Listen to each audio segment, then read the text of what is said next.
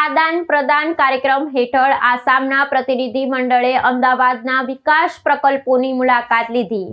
આસામના પ્રતિનિધિ મંડળે સાબરમતી રિવરફ્રન્ટ અને અટલ બ્રિજની મુલાકાત લઈને અમદાવાદના સુવ્યવસ્થિત અને આધુનિક શહેરી વિકાસ મોડેલને નજીકથી નિહાળ્યું। યુથ ઇમર્શન પ્રોગ્રામ તૃતીય આવૃત્તિ 2026 અંતર્ગત ગુજરાતના મહેમાન બનેલા આસામ રાજ્યના વિશેષ પ્રતિનિધિ મંડળે અમદાવાદ શહેરના મહત્વપૂર્ણ સ્થાપત્ય અને વિકાસ પ્રકલ્પોની મુલાકાત લઈ ગુજરાતની પ્રગતિનો નજીકથી પરિચય મેળવ્યો હતો।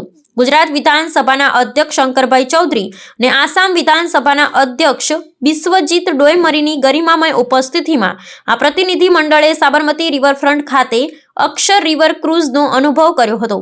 24 વિદ્યાર્થીઓ સહિતના કુલ 29 સભ્યોના આ પ્રતિનિધિ મંડળ એ બંને રાજ્યોના અધ્યક્ષો સાથે સંવાદ કરી પ્રેરણા અને માર્ગદર્શન મેળવ્યું હતું। આ પ્રતિનિધિ મંડળે અમદાવાદ સાયન્સ સિટીની મુલાકાત લઈ વિદ્યાર્થીઓએ રોબોટિક ગેલેરી, એક્વાટિક ગેલેરી તેમજ સ્પેસ સેક્ટરના પ્રદર્શનો નિહાળી વિજ્ઞાન અને ટેકનોલોજીના ક્ષેત્રે ગુજરાતની આગવી સિદ્ધિઓ વિશે પણ માહિતી મેળવી હતી। સાયન્સ સિટીના આધુનિક પ્રયોગાત્મક અને જ્ઞાનવર્ધક અભિગમથી વિદ્યાર્થીઓ પ્રભાવિત થયા હતા।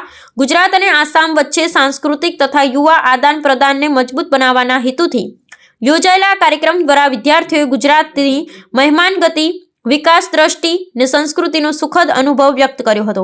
ગુજરાત વિધાનસભા દ્વારા આયોજિત આ પ્રવાસ કાર્યક્રમ હેઠળ પ્રતિનિધિ મંડળ આગામી તારીખ 6 ફેબ્રુઆરી સુધી ગુજરાતના વિવિધ પ્રવાસન અને ઐતિહાસિક સ્થળોની મુલાકાત લેશે।